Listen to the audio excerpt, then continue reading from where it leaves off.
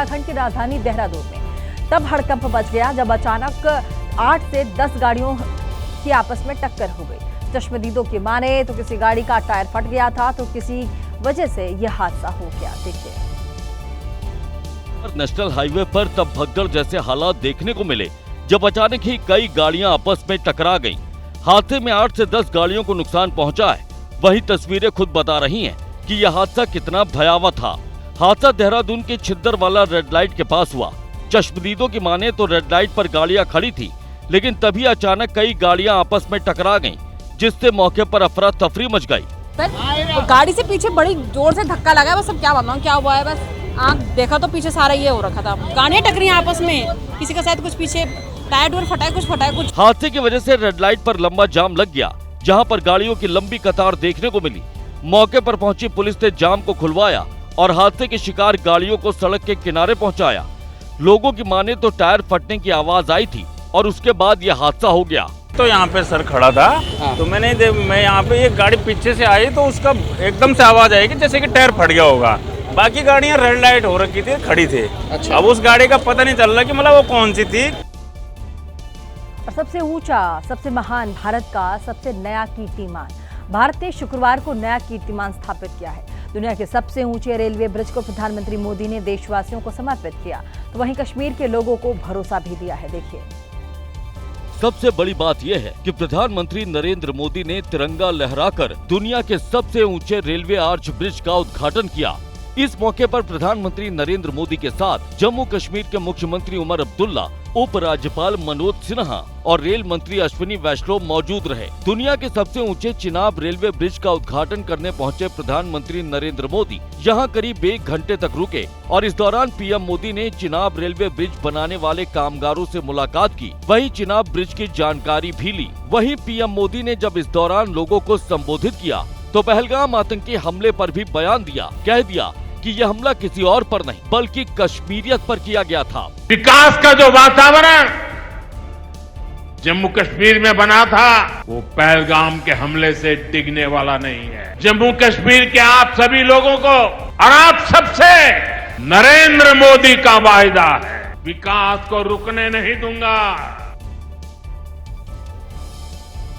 और प्रधानमंत्री मोदी ने कश्मीर से पाकिस्तान को चेतावनी दी, तो वहीं बिहार से राहुल गांधी ने प्रधानमंत्री मोदी पर जमकर निशाना साधा। एक बार फिर से सरेंडर वाला वार कर दिया। देखिए, ट्रंप साहब ने 11 बार बोला है, 11 बार कि मैंने नरेंद्र मोदी को सरेंडर करवा दिया। 11 बार बोला है पब्लिक में। नरेंद्र मोदी जी क्यों नहीं कर पा रहे हैं? नरेंद्र मोदी ये नहीं बोल पा रहे हैं कि ये जो ट्रंप है ये झूठ बोल रहा है, क्योंकि वो सच्चाई है। और मुझे मालूम था। राहुल गांधी ने पीएम मोदी को एक बार फिर से सरेंडर वाला सर्टिफिकेट दिया, तो बीजेपी ने भी देर किए बिना राहुल गांधी की जुबान को पाकिस्तानी होने का सर्टिफिकेट इशू कर दिया। भारत के सेना के शौर्य का विरोध कर रहे हैं और पूरी दुनिया में भारत के सेना का नाक कटवाने का काम किया, सेना के शौर्य पर प्रश्न चिन्ह खड़ा किया, ये देशद्रोह का काम किए हैं। इनकी जुबान पाकिस्तान की तरह जुबान खुलती है। और सरेंडर वाले वार को लेकर राहुल गांधी और बीजेपी नेताओं के बीच जबानी जंग भी जारी है। लेकिन इसी बीच राहुल गांधी ने एमएमएस वाला वार भी किया। आखिर क्या है ये एमएमएस जिसका जिक्र राहुल गांधी ने किया? देखिए, मनरेगा में 2015 से मैं काम करती हूँ। सबसे कितने दिन काम करती हैं साल में? साल में हम लोग को बहुत संघर्ष करने के बाद लगभग 15 से 20 दिन के काम मिलता है। हाँ, लेकिन सरकार तो वादा किया है कि 100 दिन का, साल में 100 दिन का नहीं मिल पाता है, क्योंकि किसी भी साल में नहीं मिला। किसी भी साल में नहीं मिला। 15-20 मिलते हैं, बस 15 से 20 मिलता है। बाकी टाइम आप मजदूरी करते हो? हाँ, बाकी काम हम लोग मजदूरी करते हैं। राहुल गांधी गया पहुंचे और महिला संवाद के तहत कई महिलाओं से मुखातिब हुए, उनसे बात की। राहुल गांधी ने माई बहन मान योजना का ऐलान किया। चुनाव जीतने के बाद बिहार में महिलाओं को हर महीने 2500 रुपए देने का वादा किया और पीएम मोदी पर निशाना साधा। एक एमएमएस थे डॉक्टर मनमोहन सिंह, जिनके नेतृत्व में यूपीए ने मनरेगा दिया, जिससे करोड़ों गरीबों को रोजगार और सम्मान मिला। और दूसरा MMS है मोदी मॉनिटरिंग सिस्टम, जो गरीब मजदूरों और बहनों से उनका मेहनताना छीन रहा है। ये सिर्फ शोषण नहीं, ये अपमान है। और इसी साल के अंत में बिहार में विधानसभा चुनाव होने वाले हैं और चुनावी परीक्षा में जाने से ठीक पहले कांग्रेस बिहार में तेजी से सियासी पिच पर प्रैक्टिस कर रही है और इसका जिम्मा खुद राहुल गांधी ने अपने कंधों पर उठाया है, जिन्होंने न सिर्फ प्रधानमंत्री मोदी पर निशाना साधा बल्कि नीतीश सरकार पर भी कई सवाल उठाते हुए बिहार को देश का क्राइम कैपिटल बता डाला। देखिए, पुराना डेफिनेशन सत्य, न्याय और अहिंसा की जमीन, नया definition crime capital of India Bihar. तो देखिए कहां से कहां पहुंच गए आप लोग। इसके लिए राहुल गांधी ने नीतीश कुमार की अगुवाई वाली NDA सरकार को जिम्मेदार ठहराया, जिसके बाद जोरदार सियासी वार पलटवार शुरू हो गया। जो बिहार को बर्बाद किया, उसके साथ गलबहियां करके जो बिहार में नरसंहार, हत्या, अपहरण, लूट बलात्कार का उद्योग चलाया, उसके साथ सत्ता में बैठ कर करके कैसे बिहारियों को अपमान किया। इस मानसिकता के लोग सिर्फ सत्ता की लोलुपता में ये घड़ियाली आंसू बहाते हैं, लाचार नजर आ रही है। और सरकार जो है पता नहीं कौन सा नशा करके सोई हुई है, अचेत अवस्था में है, क्योंकि किसी को अब इसको महाजंगल राज ना कहा तो क्या किया। यादव जी ने 15 साल तक बिहार को लूटने का काम किया, बर्बाद करने का काम किया, जातीय हिंसा कराने का काम किया और आजकल उनके युवराज भी जाति देखकर अपराधी के यहाँ पहुंचने का काम करते हैं। और छत्तीसगढ़ के रायपुर में तोमर ब्रदर्स की सूदखोरी के काले कारोबार पर भी भांडाफोड़ हुआ है। पुलिस ने शिकंजा कसा है तो वहीं करोड़ों का खजाना मिला है। तोमर ब्रदर्स पर आरोप है कि वो लोगों को सूदखोरी के जाल में फंसाते हैं और फिर उनकी मारपीट का फायदा भी उठाते हैं। जब पुलिस वीरेंद्र और रोहित तोमर पर शिकंजा कसते पहुंची तो तोमर ब्रदर्स के घर से करोड़ों का माल मिला, जिसमें करीब 37 लाख रुपए कैश, 734 ग्राम सोना, 125 ग्राम चांदी, BMW थार और Maruti Brezza car, e stamp, जमीनों के कागजात, नोट गिनने की मशीन के अलावा अवैध रूप से रखी 5 तलवारें, एक रिवॉल्वर, एक पिस्टल और जिंदा कारतूस मिले। दरअसल पिछले दिनों रोहित तोमर ने रायपुर के एक प्रॉपर्टी डीलर के साथ मारपीट की थी, जिसकी शिकायत पर पुलिस तोमर ब्रदर्स को पकड़ने पहुंची थी। लेकिन जब पुलिस ने घर की तलाशी ली तो पुलिस के होश भी फाख्ता हो गए। तोमर ब्रदर्स के पास मिले इस खजाने को देखकर हर कोई हैरान है कि अंडे का ठेला लगाने वाला वीरेंद्र तोमर कैसे देखते ही देखते करोड़पति बन गया। तोमर ब्रदर्स का आतंक सिर्फ रायपुर ही नहीं बल्कि पूरे छत्तीसगढ़ में फैला है। इन्होंने अवैध सूदखोरी के जरिए लोगों की मजबूरी का फायदा उठाया, उन्हें ब्लैकमेल किया और करोड़ों का साम्राज्य खड़ा कर लिया। और साथ ही आपने देखा इस वीडियो को देख करके जो भी इस वीडियो को देखा वो हैरान रह गया। चलिए आगे बढ़ेंगे। अब खबर राजस्थान से, जहां एक बच्ची की अंग्रेजी सुनकर शिक्षा मंत्री ने कान पकड़ लिए। उसने शिक्षा व्यवस्था पर सवाल खड़े कर दिए, सरकार को आईना दिखा दिया। तो वहीं मंत्री जी छात्रा के सवालों से खिसिया भी उठे। देखिए,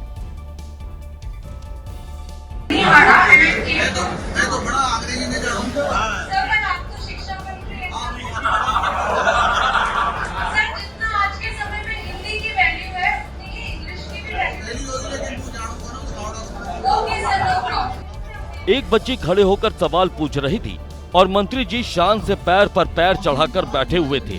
अंग्रेजी में सवाल हुए तो कान पकड़ लिए। जनाब राजस्थान के शिक्षा मंत्री, नाम है मदन दिलावर। शुक्रवार को 12 में जन सुनवाई के दौरान दामिनी नाम की इस बच्ची ने जब मंत्री जी का सामना प्राइवेट और सरकारी स्कूलों की व्यवस्था के सच से कराया, सवाल पूछे, तो मंत्री जी उल्टा इस बच्ची को ही आंकड़ों का पाठ पढ़ाने लगे।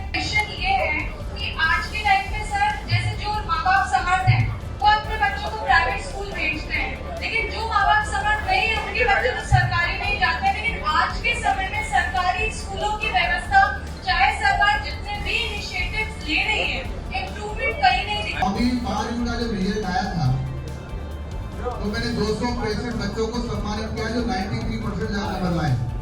उसमें से 113 तो थे निजी स्कूल में और 152 थे प्राइवेट सरकारी स्कूल के। तो सरकारी स्कूल बढ़िया हुई है, प्राइवेट बढ़िया हुई हो गया छोड़ दिया स्कूल सरकार प्राइवेट स्कूल पढ़ने का, तो बड़ा बहुत लगता है। बिहार से आरजेडी से निकाले जाने के बाद तेज प्रताप का एक नया पोस्ट सामने आया है। सत्य के मार्ग पर चलने वाले की सदा विजय होती है, ऐसा तेज प्रताप ने पोस्ट किया है। तेज प्रताप ने अपने पोस्ट में लिखा है कि हमें सदैव सत्य के मार्ग पर चलना चाहिए। सत्य का मार्ग कठिन अवश्य है, लेकिन विजय सदा सत्य के मार्ग पर चलने वाले व्यक्ति की ही होती है। राजा हरिश्चंद्र ने सत्य के मार्ग पर चलते हुए अपनी खोई हुई प्रतिष्ठा को दोबारा प्राप्त किया था। पांडवों ने सत्य के मार्ग पर चलते हुए कौरवों को युद्ध में हराया था।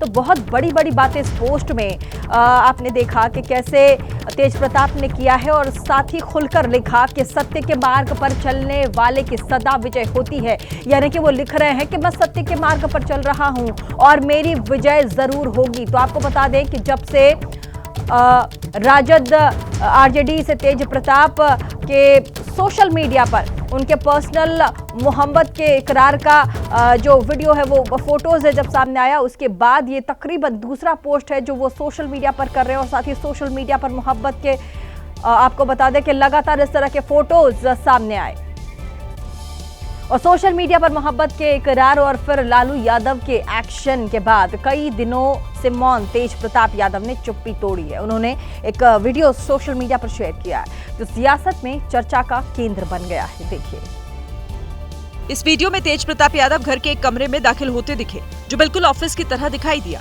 वहीं दीवार पर लालू यादव के साथ राबड़ी देवी की तस्वीर नजर आई। तेज प्रताप यादव चेयर पर बैठे तो चेहरे पर मुस्कुराहट थी। इस वीडियो के साथ तेज प्रताप यादव ने अपने एक्स अकाउंट पर 2 लाइनों में संदेश भी दिया, जिसका मतलब है कि हमारे सपने सच हो सकते हैं अगर उन्हें पूरा करने का साहस हो। अब तेज प्रताप यादव का यही मैसेज चर्चा का विषय बना हुआ है कि तेज प्रताप का इशारा किस सपने की तरफ है। क्या वो नई पार्टी लॉन्च करेंगे? वहीं तेज प्रताप के इस वीडियो को जेडीयू ने संपत्ति बंटवारे से जोड़ दिया है। चेता रहे कि ऐसे ही हिस्सा छोड़कर नहीं जाएंगे। अमूमन परिवारवादी और वंशवादी पार्टियों में ऐसा ही होता है। हालांकि तेज प्रताप यादव के इस वीडियो पर आरजेडी और लालू परिवार के किसी सदस्य ने अब तक कोई प्रतिक्रिया नहीं दी है। महाराष्ट्र में स्थानीय निकाय चुनाव से ठीक पहले बड़ी सियासी उथल-पुथल होने के संकेत मिल रहे हैं। राजनीति में अलग अलग ट्रैक पकड़ चुके उद्धव ठाकरे और राज ठाकरे की गाड़ी अब एक प्लेटफॉर्म पर आने की अटकलें तेज हो गई हैं और उसी की वजह से उद्धव ठाकरे का एक बड़ा बयान भी इसी दौरान सामने आया है। जरा सुनिए। माझ्याकडे शिवसैनिकांच्या मनात कुठेही संभ्रम नाही आणि जे काही त्यांचे सुद्धा सैनिक एकमेकाच्या आमच्या संपर्कात आहेत त्यांच्याही मनात संभ्रम नाही। तर माझं म्हणणं की संदेश वगैरे देण्यापेक्षा आम्ही जी काय बातमी द्यायची। उद्धव ठाकरे के इस बयान के बाद सियासी गलियारों में इस चर्चा ने जोर पकड़ लिया कि क्या वो और राज ठाकरे एक बार फिर से साथ आने वाले हैं। गठबंधन फाइनल हो गया है और अब बस ऐलान बाकी है। इसके संकेत उद्धव के सहयोगियों के सुर दे रहे हैं। देखो, राजनीति बाजू को रखते हैं या पॉलिटिक्स बाजू को रखते हैं, अगर फैमिली की बात करें या भारतीय संस्कृति की बात करें या महाराष्ट्र की परंपरा की बात करें, तो कोई भी व्यक्ति को लगेगा कि फैमिली इकट्ठा आनी चाहिए, साथ में रहनी चाहिए। उद्धव और राज ठाकरे को लेकर सवाल सीएम देवेंद्र फडणवीस से भी हुए की त्यांच्या वक्तव्यावर प्रतिक्रिया ही राज ठाकरे देतील। मी कशी प्रतिक्रिया देणार आहे? माझा काय संबंध येतो त्याच्यामध्ये? त्याच्यामुळे ते आपापसात ठरवतील। यांनी साथ द्यायचे, त्यांनी प्रतिसाद द्यायचा है कि त्यांनी द्यायचा नहीं है। फडणवीस ने अटकलों पर प्रतिक्रिया देने से इनकार कर दिया, लेकिन शिंदे गुट के बड़े नेता और महाराष्ट्र के गृह राज्य मंत्री योगेश कदम ने राज ठाकरे को महायुति में आने का ऑफर दे दिया है। माझी वैयक्तिक तरी इच्छा आहे की नक्कीच राजसाहेबांनी सोबत यावं आणि महायुतीमध्ये येऊन त्यांनी महानगरपालिका निवडणूक लढवावी। बेंगलुरु के चिन्नास्वामी स्टेडियम में मची भगदड़ पर सियासत गर्म है। बीजेपी और कांग्रेस के बीच वार पलटवार का सिलसिला जारी है। जहां बीजेपी कर्नाटक के सीएम डिप्टी सीएम के इस्तीफे की मांग कर रही है, तो वहीं कांग्रेस भी पहलगाम के मुद्दे पर बीजेपी को घेरती नजर आ रही। देखिए, बेंगलुरु के चिन्नास्वामी स्टेडियम में मची भगदड़ के बाद सियासी पारा चढ़ता दिख रहा है, जिसे लेकर बीजेपी और कांग्रेस के बीच जुबानी जंग जारी है। केंद्रीय मंत्री प्रहलाद जोशी ने घटना पर कर्नाटक के सीएम सिद्धरमैया और डिप्टी सीएम डीके शिवकुमार के इस्तीफे की मांग की। You don't know what has happened here? Have you done anything? Have you asked any minister to resign? तो दूसरी ओर कांग्रेस नेता प्रियांक खरगे ने बीजेपी नेताओं के इस्तीफे की मांग उठा दी। से योगी आदित्यनाथ जी का पहले लीजिए, पहलगाम इशू के लिए होम मिनिस्टर अमित शाह जी का लीजिए, फॉरेन पॉलिसी फेलियर के लिए जयशंकर जी का लीजिए। मामले में सवालों से घिरे डिप्टी सीएम डीके शिवकुमार ने बीजेपी और जेडीएस पर लाश पर राजनीति करने की तोहमत मढ़ी। They are trying to do politics on the dead bodies. We don't want to do politics. तो वहीं बीजेपी ने इस मामले को लेकर कांग्रेस और सिद्धरामैया सरकार पर सवाल उठाए। मुख्यमंत्री और डिप्टी सीएम के बीच की रंजिश में 11 लोग की बलि चढ़ गई। और उधर बेंगलुरु भगदड़ मामले में कर्नाटक सरकार लगातार एक्शन में नजर आती है। आरसीबी के मार्केटिंग हेड निखिल सोसले को गिरफ्तार कर लिया गया, जबकि इवेंट मैनेजमेंट कंपनी के 3 लोगों को भी पुलिस की हिरासत में लिया गया है। यही है निखिल सोसले, जिसके कंधों पर आईपीएल चैंपियन आरसीबी में मार्केटिंग हेड जैसी बड़ी जिम्मेदारी थी। दावा किया जा रहा है कि निखिल की पत्नी मालविका अनुष्का शर्मा की दोस्त है। कई तस्वीरों में निखिल, मालविका और विराट अनुष्का साथ में दिखे भी हैं। मालविका और अनुष्का को कई बार स्टेडियम में साथ बैठकर मैच देखते हुए भी देखा गया, लेकिन जश्न के बीच हुई भगदड़ और 11 मौतों के बाद निखिल सोसले की गिरफ्तारी हो गई। बेंगलुरु पुलिस ने निखिल सोसले की गिरफ्तारी तब की जब वो मुंबई जाने की तैयारी में था। निखिल पर विक्ट्री परेड के फ्री पास से जुड़ी पोस्ट का आरोप है कि निखिल सोसले की पोस्ट से आरसीबी के फैंस गुमराह हुए। इनके अलावा इवेंट मैनेजमेंट कंपनी के 3 लोगों को भी पुलिस ने हिरासत में ले लिया है, लेकिन सवाल अब भी बना हुआ है, इस हादसे का असली गुनहगार आखिर कौन है?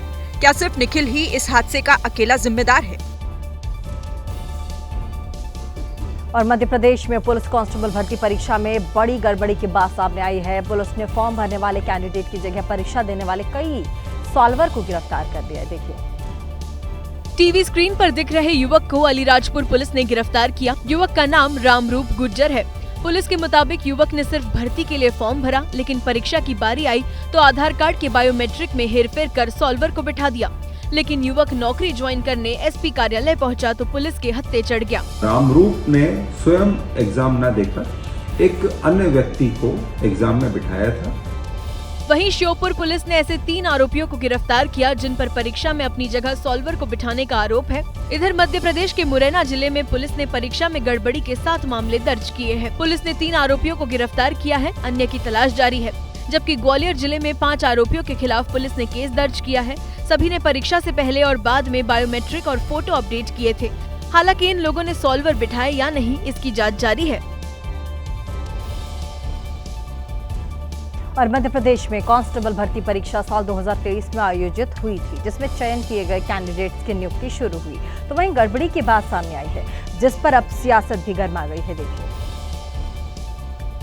शुरुआती जांच में सामने आया कि पैसा लेकर परीक्षा में बैठने वाले सॉल्वर गिरोह के तार मध्य प्रदेश के बाहर बिहार तक फैले हैं। वहीं मध्य प्रदेश के अंदर इस मामले में अब तक 20 मामले दर्ज हो चुके हैं। 100 से ज्यादा कैंडिडेट शक के घेरे में हैं, लेकिन गड़बड़ी का असली मास्टरमाइंड कौन है, जांच अभी जारी है। इस बीच कांग्रेस ने भर्ती परीक्षा की जाँच सीबीआई को सौंपने की मांग तेज कर दी है। प्रदेश के युवाओं के भविष्य के साथ खिलवाड़ किया जा रहा है, तो प्रदेश के युवा फर्जी परीक्षाओं के अंदर अगर बैठेंगे तो कैसे उनका भविष्य तय होगा। परीक्षा में गड़बड़ी को लेकर कांग्रेस बीजेपी सरकार पर चौतरफा हमला कर रही है, तो वहीं बीजेपी जांच की बात कह रही है। यदि कहीं कोई गलती हुई होगी तो किसी को बख्शा नहीं जाएगा। गड़बड़ी सामने आने पर कांस्टेबल भर्ती परीक्षा से पहले हुई भर्तियों में भी सॉल्वर गैंग की भूमिका की आशंका जताई जाने लगी है।